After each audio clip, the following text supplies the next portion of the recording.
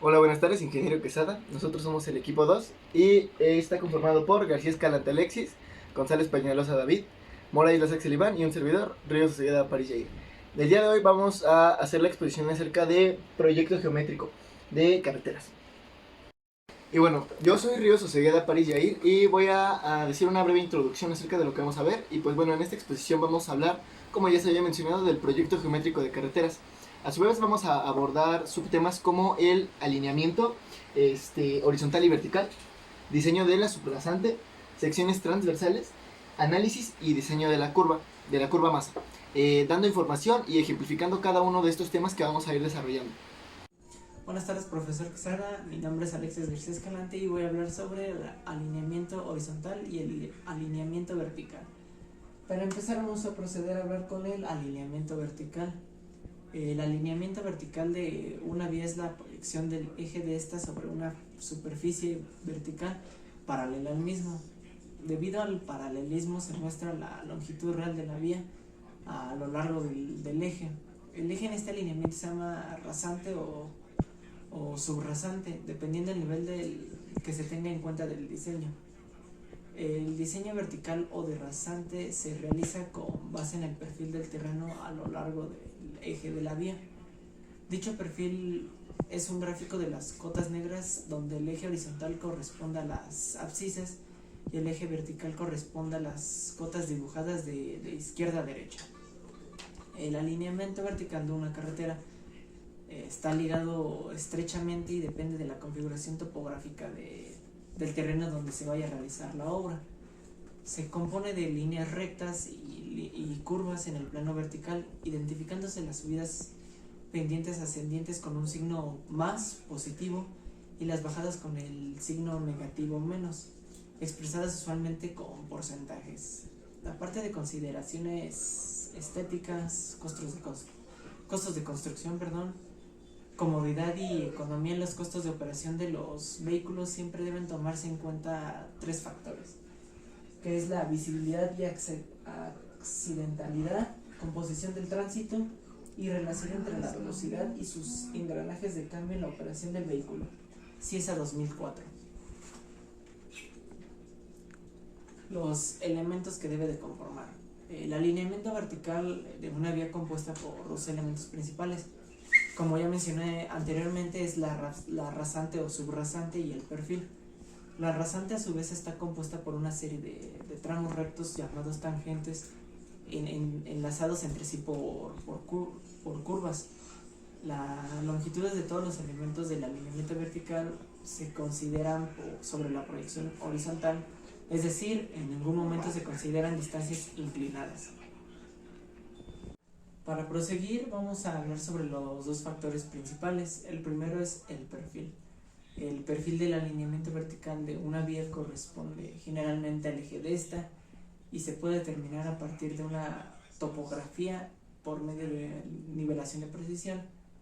Cuando el eje de un proyecto se localiza en el terreno, este debe ser nivelado con el fin de obtener el perfil de dicho terreno. Sobre este proyectar la rasante más adecuada.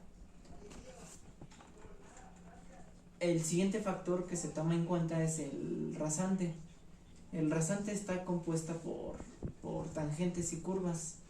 Las tangentes tienen su respectiva longitud, la cual es tomada sobre la proyección horizontal, y una pendiente, la cual es expresada normalmente en porcentaje. Dicha pendiente se encuentra entre un valor mínimo y máximo que depende principalmente del tipo de terreno, el tipo de vía, de la velocidad, del diseño y la composición vehicular que podría tener la vía. Por su parte, la curva vertical, que permite enlazar dos tangentes verticales consecutivas y que corresponde a una parábola, brinda las siguientes ventajas. Permite un cambio en la pendiente desde la tangente de entrada hasta la tangente de salida, facilita la operación vehicular de una manera cómoda y segura, brinda una apariencia agradable y permite un adecuado drenaje.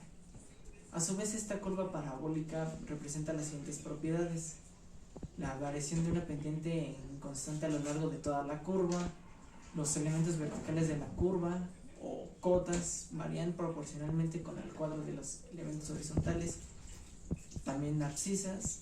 Y por último, la pendiente de una cuerda de la parábola es el promedio de las pendientes de las líneas tangentes a la curva en extremos de la cuerda. Para proseguir voy a hablar sobre el alineamiento horizontal. Este está constituido por una serie de líneas rectas definidas por una línea preliminar, enlazados por curvas circulares o curvas de grado o de curvatura variable, de modo que permitan una transición suave y segura al pasar de tramos rectos a tramos curvos o viceversa. Los tramos rectos que permanecen luego de inflar las curvas se enlacen se denominan también tramos en tangente y pueden llegar a ser nulos, es decir, que una curva de enlace quede completamente unida a la siguiente. Esto lo dijo Ospina en el 2002. Al cambiar de dirección de un alineamiento horizontal se hace necesario colocar curvas, con lo cual se modifica el rumbo de la vía y se acerca o se aleja del rumbo general que se requiere para unir un punto inicial con el final. Este cambio de dirección es necesario realizarse por los siguientes factores, que es el topográfico, construcciones existentes y futuras, hidráulico, vial y técnico. Los puntos a considerar. Cuando un automóvil circula por una curva horizontal, se debe de analizar su estabilidad y el mínimo ancho que se necesita para dar la vuelta. El primer punto que veremos será: las tangentes muy largas pueden ser peligrosas, sobre todo en carreteras de altas velocidades. Se puede sustituir por tangentes más cortas y unidas por curvas suaves entre sí. El grado de las curvas circulares se debe de elegir de manera que se ajusten lo mejor posible a la configuración de nuestro terreno. Debe ser el menor posible para darle la mayor fluidez al tránsito. Evitar cambios bruscos en el alineamiento horizontal. Se proyectarán alineamientos con cambios de pendientes suaves en vez de tangentes verticales con variaciones bruscas de pendientes. El siguiente punto: cuando para salvar desniveles apreciables se disponga de tangentes verticales con pendientes escalonados, conviene poner las pendientes más fuertes para subidas. Se prefiere un perfil escalonado en lugar de una pendiente sostenida. Para proyectar este tipo de alineamiento deben tomarse en cuenta los conceptos de pendiente máxima y longitud crítica. Y por último, el último punto es el alineamiento vertical. Deberá prever el espacio para alojar las obras de drenaje u otras estructuras que se puedan hacer en un futuro. Buenas tardes, profesor Quesada. Mi nombre es David González Peñalosa y le voy a hablar sobre el tema 4.2, que es diseño de subrasante. Se le define como la capa de carretera que sobra de la estructura del pavimento y se extiende hasta una profundidad en la que afecte la carga del diseño, que corresponde al tránsito previsto, y que una vez compactada y afinada tiene las secciones transversales y pendientes especificadas en los planos de diseño. Las propiedades de los suelos pueden dividirse en dos categorías. La primera son propiedades físicas. Son usadas para la selección de materiales, especificaciones constructivas y control de calidad. La segunda son propiedades ingenieriles. Estas dan una estimación de la calidad de dos materiales para caminos. La calidad de los suelos para subrasantes se puede seleccionar con el módulo resiliente, el módulo de Poisson, el valor soporte del suelo y el módulo de la reacción de la subrasante. Lo primordial en el diseño es no exceder la pendiente máxima que está en la selección típica y el tipo de terreno, encontrándose esta pendiente en las tablas de diseño. Para el diseño de la subrasante deben tomarse en cuenta los puntos siguientes. Inciso A, el coeficiente de contracción e hinchamiento. Inciso B, la pendiente máxima.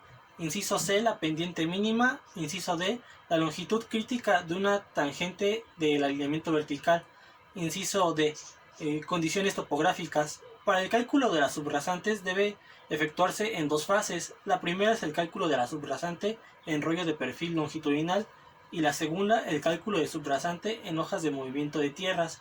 El rollo del perfil longitudinal consiste en calcular las elevaciones de los puntos de intersección vertical en base a las pendientes y a las estaciones del PIB del diseño de la subrasante. El catálogo considera 3 categorías de subrasantes definidas por el índice VRS mínimo. Esto es E1 entre 5 y 10 E2, entre 10 y 20 y E3 para índices mayores de 20%, determinados por los métodos de ensayo especificados y en las condiciones más desfavorables de humedad y densidad. Se hace notar que el método no admite subrasantes de tipo E1 para categorías de tránsito pesado T0 y T1. Además, para estos casos se recomienda la utilización de materiales estabilizados con cal o cemento. En la siguiente tabla mostraremos algunos puntos de materiales utilizados en las subrasantes. Esta es la tabla 2.2, que es la de materiales utilizables en las subrasantes. Aquí tenemos lo que es el símbolo, la definición del material, el artículo correspondiente del PPTG y las prescripciones complementarias. Tenemos el símbolo 1 con definición de material suelo torelable, con el artículo correspondiente de la PPTG con 330 terraplenes. Seguimos con el símbolo 1, 2, 3 con suelo adecuado, 330 terraplenes. El símbolo 2 con suelos seleccionados con 330 terraplenes. El símbolo 3 con suelos seleccionados con 330 terraplenes con prescripciones complementarias de BRS mayores o igual a 20. Seguimos con el símbolo T, que es la definición del material de la zona de transición en pedraplenes con 330 pedraplenes sin prescripciones complementarias. Seguimos con el símbolo SEST1, que es el suelo estabilizado in situ con cemento o con cal, con 511 suelos estabilizados en situ con cemento o 510 suelos estabilizados en situ con cal, con prescripciones complementarias de la VRS de mezcla a los 7 días mayores igual a 5, que es cemento o cal iguales al 2% de cal. Seguimos con el símbolo SEST2 con suelo adecuado estabilizado en situ con cemento o cal, con 330 terraplenes, 511 suelos estabilizados en situ con cemento o 510 suelos estabilizados en situ con cal, con prescripciones complementarias con la VRS de mezcla a los 7 días mayores igual a 10 con cemento o cal igual o más a 3%. Seguimos con el símbolo SEST3 con suelo adecuado estabilizado en situ con cemento o cal, con 330 terraplenes, 511 suelos estabilizados en situ con cemento y una prescripción complementaria con resistencia a compresión simple a los 7 días mayor o igual al MPa. Continuamos con los materiales para capas superiores. El catálogo recomienda que para las categorías de tránsito pesado T0, T1 y T2, o sea en intensidades diarias mayores a 200 vehículos pesados en el carril de diseño, se utilicen exclusivamente para mezclas asfálticas en caliente o rodamiento. En los casos de tránsito pesados con categorías T3 o T4, se permite el empleamiento de mezclas asfálticas en frío, además de las mezclas en caliente, pero se restringen los espesores mínimos de la capa citada a 4 y 5 centímetros. Para la categoría T4 se permiten 4 centímetros de mezcla asfáltica sellada con tratamiento superficial. Finalmente, se hace notar que el catálogo proporciona recomendaciones de materiales y de dimensionamiento geográfico para los pavimentos en carreteras, tanto flexibles como rígidos, relativos a espesores, anchos de acotamientos, juntas longitudinales y transversales para la superficie de rodamiento, texturas abiertas o cerradas, drenaje superficial y subdrenaje, etc. Para el caso de pavimentos rígidos se dan recomendaciones relativas a juntas longitudinales y transversales, involucrando su dimensionamiento, los tipos de material y sus pasajuntas. En las tablas 2.3 2.1 a la 2.3.5, que veremos en las siguientes diapositivas, se muestra un resumen que involucra los parámetros de entrada y todas las posibles soluciones de las secciones requeridas para cada categoría de tránsito pesado, ya sea T0, T1, T2, T3 y T4. Se proporcionan 6 o 7 soluciones para cada tipo de subrasante, que es la E1, E2 y la E3. Se consideran de 7 a 8 diferentes clases de materiales. Lo anterior representa 85 secciones de pavimento numerados de la 021 a la 436 con los siguientes arreglos. Con la sección de catálogo número 14 secciones para el tránsito T0, que va de la 021 a la 037, 14 secciones de tránsito para el T1, que va de la 121 a la 137, 21 secciones de tránsito de la T2, que va de la 211 a la 237, 18 secciones para el tránsito T3, que es de la 311 a la 336, y de las 18 secciones para el tránsito T4, que va de la 411 a la 436, que nos da un total de 85 secciones. Se observa, como ya se mencionó en el párrafo anterior, la variable de tránsito que no se permite sección estructural de pavimento para las categorías del tránsito T0 y T1, apoyadas en la subrasante E1.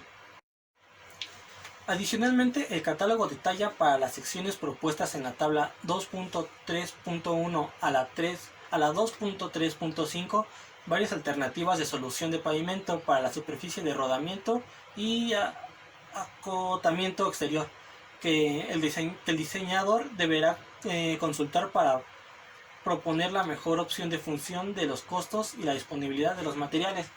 A continuación ya empezamos a ver las tablas que ya he mencionado anteriormente, que esta es la tabla 2.3.1, que es la catálogo de secciones para pavimento para T0. Tenemos aquí la sección de tránsito, tenemos el concreto variado, concreto asfáltico, concreto compactado, concreto pobre, grava cemento, suelo cemento, grava trituradora, grava natural. Tenemos lo que es la T0, que va de las 0.21 a la 0.37, como habíamos dicho anteriormente. En este caso el concreto variado es 0.26 es 28 y 0.27 es 28, igual que la 0.36 y 0.37 es 28. Con concreto asfáltico tenemos de la 0.21 35, 0.22 30, 0.23 30, 0.24 15, 0.25 10, 0.31 35, 0.32 30, 0.33 27, 0.34 15, 0.35 10. Con el concreto compactado tenemos en la 0.25 25, en la 0.35 25. Con el concreto pobre tenemos en el 0.26 15, en el 0.26 15. Con grava cemento tenemos 0.24 25, 0.27 15 y 0.37 15. Con suelo cemento tenemos en la 0.23, 0.24 y 0.25 20. En la 0.33, 0.34 y 0.35 igual 20. Con grava triturada tenemos en la 0.21 20 y en la 0.22 y en la 0.32 25. Con grava natural tenemos en la 0.22 25, 0.26 y 0.27 20. Con una subrasante E1 de la 0.21 a la 0.26 E2 y de la 0.31 a la 0.37 E3.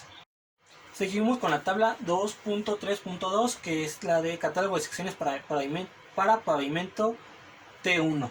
Tenemos igual el tránsito T1, sección de la 0.21 a la 0.37, aquí no aplicadas, concreto vibrado.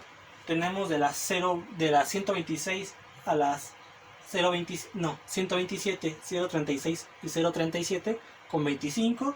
Concreto asfáltico de las 121 30, 122 123 y 124 0.22 y 123 25, 0.24 15, 125 10, 131 30, 132 25, 133 22, 0.34 15 y 135 10. Concreto compactado, de la 125 tenemos 22, de la 135 tenemos igual 22. Seguimos con el concreto pobre. En la 126 tiene 15, igual que la 136. Seguimos con grava cemento. En la 124 tiene 22. En la 127 tiene 15. En la 134 tiene 20. Y en la 137 tiene 15. Seguimos con suelo cemento, que tiene en la 123 a la 125 20. Y igual en la de 133 a 135 20. Seguimos con grava triturada, que en 121 tiene 20, 122 25 y igual en 131. Terminamos con grava natural, que en 122 tiene 25, 125 y 26 y 27 tiene 20. Con una subrasante E1 de la 121 a la 127 E2 y de la 131 a la 137 E3. Seguimos con la tabla 2.3.3, que en el catálogo de secciones de pavimento para T2. Tenemos igual el tránsito T2, la sección de la 211 a la 237. Estamos con el concreto vibrado, que tiene en el 216 y 17 23, en el 226 y 227 igual 23, en la 236 y 237 23. Estamos con el concreto asfáltico, que en la 211 tiene 30, 212 25, 213 18, 214 12 y 215 18. En la 221 20, 221 25, 222 20, 223 18, 224 12, 225 8, 231 25, 232 20, 233 18, 234 12 y 235 8. Aquí vemos un patrón que se repite. Seguimos con el concreto compactado. En la 215, 225 y 235 tenemos 20. Seguimos con el concreto pobre, que en esta igual 216, 226 y 236 tenemos 15. Seguimos con grava cemento, que en la 214, en la 224 y la 234 tiene 20. En la 217, 227 y 237 tiene 15. Seguimos con el suelo cemento. En la 213 tiene 3, 213 tiene 25, 214 y 215 tiene 20. En la 223 tiene 22, en la 224 y 25 tiene 20. En la 233 tiene 20, en la 234 y 35 tiene 15. Seguimos con la grava triturada. En la 211 y 212 tiene 25. En la 221 tiene 20, en la 222 tiene 25 y también en la 232 tiene 25. Seguimos con la grava natural, que en la 212 tiene 25, en la 213, 14, 15, 16 y 17 tiene 20 y en la 222 tiene 25, con una subrasante E1 de la 211 a la 217, E2 de la 221 a la 227 y E3 de la 231 a la 237. Seguimos con la tabla 2.3.4 en el catálogo de secciones de pavimento para T3. Igual tenemos el tránsito y T3. La sección que va de la 311 a la 336 y seguimos con el concreto vibrado, que en el 316 tiene 21, en el 326 21 y en el 336 21. Seguimos con el concreto asfáltico. En la 311 tiene 20, en la 312 18, 313 12, 314 6, en la 315 tiene una estrella que es igual a TS o 4 centímetros de MB. En la 321 tiene 18, en la 322 15, en la 323 12, en la 324 6, en la 325 TS o 4 centímetros de MB. En la 321 tiene 18, 332 tiene 15, en la 333 tiene 12, en la 334 tiene 6 y en la 335 tiene igual la TS o 4 centímetros de MB. Seguimos con el concreto compactado. En la 315, 325 y 335 tiene 20. Seguimos con grava cemento. 314 tiene 18, al igual que en la 324. Y en la 334 tiene 20 y 2 estrellas, que significa solo con subrasante o con superficie estabilizada. Seguimos con la grava triturada, que en la 211, 212, 221 y 222 y 232 tiene 25. Seguimos con la grava natural, que tiene 25 en la 312, 20 en la 313, 20 en la 316, 25 en la 322, 20 en la 326, con la subrasante E1 de la 311 a la 321, E2 en la 321 a la 326 y E3 de la 331 a la 336. Por último tenemos la tabla 2.3.5 en el catálogo de secciones para el pavimento para T4. Igual tenemos la tabla de tránsito T4, la sección que va de la 411 a la 436. Y comenzamos con el concreto vibrado, que en la 416, 426 y 436 tiene 20. Y seguimos con el concreto asfáltico, que en la 411 tiene 5, en la 412 tiene TS, que significa tránsito superficial mediante riesgos con gravilla. En la 413 tiene 8, en la 414 tiene 6, en la 415 tiene la estrella, que ya habíamos dicho que era TS o 4 centímetros de MB. En la 421 tiene 5, en la 422 tiene TS, que es tratamiento superficial, 423 8, 424 6 y 425 igual la estrella, que es TS o 4 centímetros de MB. Y en esta 431 tiene 5, 432 tiene TS, 433 tiene 8, 434 tiene 6 y 435 tiene igual TS o 4 centímetros de MB. Seguimos con el concreto compactado, que en la 415, 425 y 435 tiene 20. Seguimos con grava cemento, que en la 414 tiene 18, en la 424 y 435 tiene 18 y 2 estrellas, que esto significa suelo con subrasante con superficie estabilizada. Todo esto con dimensiones en centímetros. Seguimos con suelo cemento, que tiene 25 en 413, 15 en 414, 22 solo con subrasante con superficie estabilizada, y en la 433 22. Seguimos con la grava triturada, que en la 411 y 412, 431 y 432 tiene 30, en la 421 y 422 tiene 20. Seguimos con la grava natural, que tiene 20 en 411, 413, 415, 416, 421, 425 y tiene 25 en 412 y 422, con una subrasante de E1 de 411 a 416, E2 de 421 a 426 y E3 de 431 a 436. Buenas tardes, profesor Quesada. Mi nombre es Iván Mora Islas. Yo voy a hablar sobre el punto 4.3, que es de las secciones transversales. Y bueno, con su definición es que en la carretera es un punto donde este es un corte vertical normal de alineamiento horizontal, el cual permite definir la disposición de las dimensiones de los elementos en que forman la carretera en el punto correspondiente a cada sección y su relación a el terreno natural. Aquí podemos ver, por ejemplo, la imagen que pues, está definiendo, bueno, lo que es la sección transversal, que en lugar de horizontal está siendo vertical. En este esquema aquí se ve como que un poquito más en diagrama. Y bueno, aquí tenemos unos esquemas de secciones transversales que son, por ejemplo, los más típicos, que tenemos, por ejemplo, el de corte abierto, el de corte cerrado, el de media ladera, que tiene muro, sección de relleno, el de relleno sobre muros, con de medio túnel y sobre completamente el túnel, que bueno, pues aquí obviamente se puede ver como, en la imagen que vimos anteriormente, se ve como que más detallado, pero con cada tipo de situación. Y bueno, continuamos con lo que son los elementos que componen una sección transversal. Los que integran la sección transversal se define, bueno, están divididas en calzada, el arsen o berma, la corona, la subcorona, la cuneta, la contracuneta y la talud. Aquí tenemos un esquema sencillo, pero no es como el que tenemos que ver en esto de secciones transversales.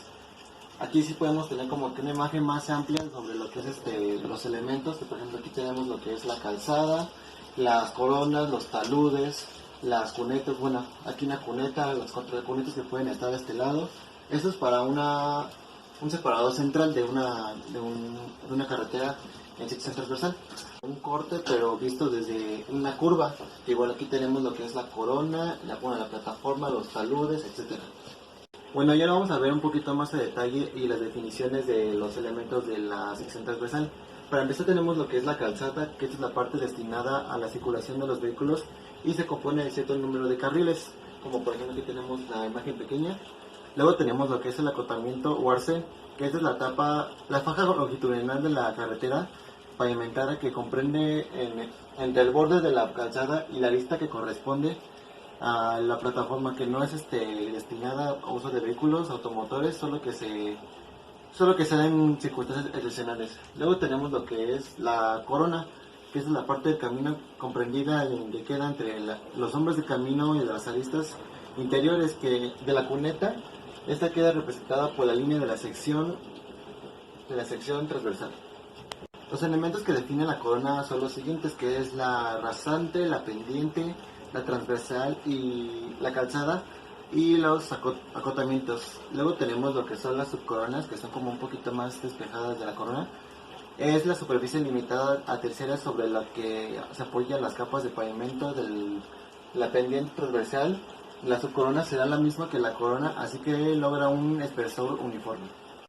Luego tenemos lo que es la cuneta, que estos son canales construidos en tramos de corte a uno o ambos lados de la corona. Luego tenemos una contracuneta, que son las zanjas trapezoidales que se excavan de los taludes, así interceptan los escurrimientos de superficie de terreno natural. Los taludes, que son las inclinaciones del parámetro de los cortes o los terraplenes, o sea, también la superficie que queda corta comprendida entre la línea de ceros y el fondo de la cuneta. Aquí tenemos imágenes que es la cuneta, que esos van por lo general siempre en la orilla de las carreteras. La contracuneta, que son un poquito más arriba de las pendientes, y pues el talud, que son las inclinaciones, pues aquí como se muestra dentro de una constructora. Continuamos con lo que es el ancho de zona o de derecho de vía. Es la faja de terreno destinada a la construcción y mantenimiento futuras ampliaciones si la demanda de tránsito o así lo exige. Servicios de seguridad, servicios auxiliares, desarrollo de paisajismo. En esta zona no se le puede dar uso privado. Aquí tenemos por ejemplo una tablita que es la categoría de carretera, que son de dos calzadas, que deben ser mayores a 30 de primera calzada, 24 a 30, secundaria de 20 a 24 y la tercera de 12.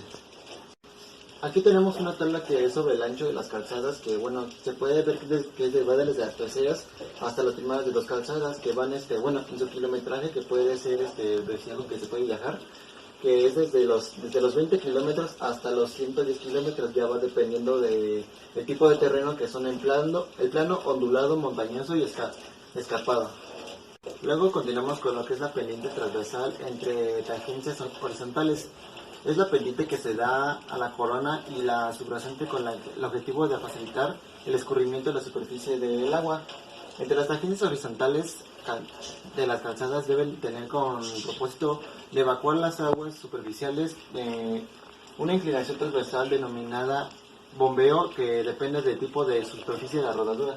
Igual tenemos aquí una tablita que va desde el bombeo, que esto se mide en por ciento, que va de superficie de concreto hidráulico al 2, de tapamientos superficiales del 2 a 3 y de superficie de tierra a agua del 2 al 4. Luego tenemos por último lo que son las bermas. Es la faja comprendida entre el borde de la calzada y la cuneta. Cumple con 4 funciones básicas, que es proporcionar protección al pavimento, a sus capas inferiores, y de otro modo se verían afectadas por la erosión y la inestabilidad. Permite detenciones ocasionales de los vehículos y asegura una luz libre de lateral que actúa psicológicamente sobre los conductores, aumentando en este modo la capacidad de la vía, o ofrece espacio adicional para las maniobras de emergencia, aumentando su seguridad. Estos elementos de la sección transversal ya los hemos visto en parciales pasados, pero estos se toman en cuenta cuando se le hace un corte a la carretera en ese tipo de sección transversal, y por eso se logra ver como una vista de esos elementos, por eso tienen que ser estudiadas nuevamente. Buenas tardes, yo soy Ríos Osegueda París Jair, y yo voy a hablar acerca del tema 4.4, que es análisis y diseño de la curva masa. Y pues bueno, a grandes rasgos, esta es como una gráfica que está dibujada en ejes cartesianos, donde las ordenadas representan volúmenes acumulados de excavación o de relleno. En este caso pues estamos refiriéndonos a la terracería, y las abscisas, los cadenamientos de cada camino. Y la curva masa en este caso permite determinar todos los movimientos de cortes y terracerías. y en este caso pues también puede establecer el esquema pues un poco más eficiente, ¿no? El cual corresponden a los costos mínimos. El único impedimento para compensar los rellenos y excavaciones será la calidad de los materiales que tengamos y pues bueno, los que hayamos adquirido durante el proceso de pues en este caso de presupuestaje de la obra. A continuación, pues los objetivos de lo que es la curva masa, ¿no? Y pues lo principal es aprovechar el material de excavación para construir un terraplén. En este caso tenemos que lograr la compensación total de esta sin que exista sobrante o faltante de material. Tenemos que aprovechar el 100% de todo lo que adquiramos. También aprovechar al máximo los cortes y compensar los terraplenes con las menores distancias posibles. En este caso de transporte para la maniobrabilidad de la maquinaria que tengamos y de todo lo que tengamos rentado. Y pues también esto reduce los desperdicios provenientes de los cortes. Y pues bueno, los préstamos de material para construir los terraplenes, para que esto no tenga algún inconveniente con nuestra obra. También de esta manera podemos obtener la mejor forma de distribuir el material para minimizar el transporte y desperdicio y préstamo de pues los mismos. El procedimiento para elaborar la curva masa. Vamos a explicarlo. En este caso se proyecta la subrasante sobre un dibujo del perfil del terreno. Se determina cada estación y los puntos que lo ameriten y los espesores del corte del terraplén que debe de tener. Se dibujan estas secciones transversales topográficas y bueno, estas son secciones de la construcción que ya están previamente pues dadas y con los taludes escogidos según el tipo de material. Después se calculan las áreas transversales del camino para cualquier método conocido. Posteriormente se calculan los volúmenes abundando los cortes y haciendo la reducción de los terraplenes según el tipo de material escogido y se dibuja la curva masa con los datos anteriores como la gráfica que ya les había mostrado anteriormente. Bueno, aquí podemos ver la gráfica como lo estaba explicando hace rato. Aquí tenemos el terreno natural y la subrasante que es la que vamos a trazar. Vamos a tratar de que esta gráfica nos dé las elevaciones. Aquí como podemos ver pues la escala está 1 a 200 y lo que queremos es que nos dé un margen de las estructuras que vamos a cortar para poner los terraplenes y todos los materiales necesarios para que no nos sobre ni nos falte, para que todo quede de acuerdo al presupuestaje y que no se desperdicie nada. Y bueno, para el cálculo de los volúmenes entre dos secciones, pues aquí tenemos dos secciones, la sección A1 y la sección A2. Aquí tenemos pues la longitud. Para el cálculo de este volumen de B1 y 2, vamos a utilizar esta fórmula, que es la longitud sobre 2. Vamos a hacer la multiplicación de el área 1 más el área 2. Aquí en este caso podemos ver un trapecio. De hecho, sí podemos calcular el área de este trapecio. O bueno, ya que si se dificulta podemos dividirlo en varias secciones hasta que tengamos un área total. Esta es la fórmula que vamos a ocupar para hacer el cálculo de esta misma. En esta gráfica lo que podemos ver es el corte y el terraplén. En este caso es otra mixta. Aquí podemos ver el espesor del corte que tiene. Aquí está el talud y la corona. Aquí está nuestra corona y el espesor del terraplén que estamos teniendo. Aquí pues, como ya les dije, este es mixta. Aquí está nuestro terraplén y aquí está el corte que tenemos en la parte de acá arriba. O sea, estas son uniones diferentes, pero aquí se hace una conjunción de estas ya. Dibujo de la curva masa.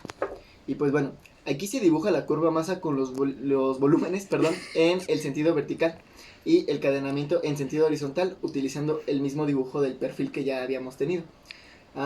Cuando está dibujada la curva masa, se traza una compensadora, que es una línea horizontal que corta la curva en varios puntos. A su vez, podrán dibujarse varias líneas compensadoras para mejorar los movimientos. Y bueno, de esto se tiene que tener en cuenta que compensan los volúmenes cuando es la misma línea compensada, pero se corta más veces en la curva. Ahora vamos a hablar acerca de las propiedades de la curva masa. Y pues bueno, entre los límites de una excavación, la curva crece de izquierda a derecha y decrece cuando hay un terraplén. En este caso pues estamos viendo claramente, aquí está nuestra línea, está en modo creciente, aquí está el terraplén y es cuando ya empieza a hacer la decreción de esta. Otra de las propiedades, en las estaciones donde hay cambio de excavación de relleno habrá un máximo y viceversa. Aquí lo obtenemos muy claro. Aquí está nuestra línea compensadora, que pues debería de estar más o menos al mismo nivel de esta. Todo esto se tiene que excavar. Aquí es donde nos está explicando que hay un viceversa. Es decir, aquí ya no se excava, hay un relleno. Y cualquier línea horizontal que corte la curva masa en dos puntos marcará cadenamientos y consecutivos a estos habrá una compensación. Aquí tenemos los cadenamientos y bueno, de este lado, en la parte de abajo, como pueden observar, dicen las líneas compensadoras.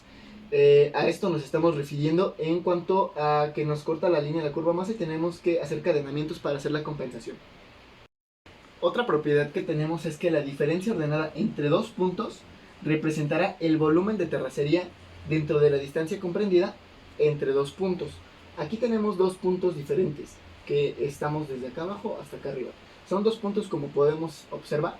Y pues bueno, esto va a representar diferentes volúmenes, porque como ya lo habíamos mencionado, esta es de compensación y esta es de excavación. Y bueno, para ya al final de este tema tenemos lo que es una tabla para el cálculo de la curva masa. Aquí, si se dan cuenta, tenemos nuestros datos, las evaluaciones, espesores, áreas, la área 1 y área 2 que habíamos tenido anteriormente, que ya la había mostrado, los volúmenes, y todas las, técnicamente toda la información que debemos de tener en esta tabla se tiene que vaciar. Más o menos así tiene que quedar la tabla después y posterior de haber hecho todo el cálculo de la curva masa. Bueno, para concluir la exposición vamos con lo que sería la conclusión. Podemos concluir que se debe de realizar un buen estudio topográfico para analizar cuál será nuestra opción más factible o más favorable a la hora de construir una carretera y poder sacar el provecho de esta, y también para que nuestro tránsito pues pueda transitar de la manera más segura y eficaz posible. Dependiendo de la curva de masa se debe de ubicar equipos más convenientes, se deben de tomar en cuenta diversos factores que influyen en su rendimiento, siendo estos como la topografía del terreno, el clima, la distancia de acarreo, la maniobrabilidad del operador, entre otros.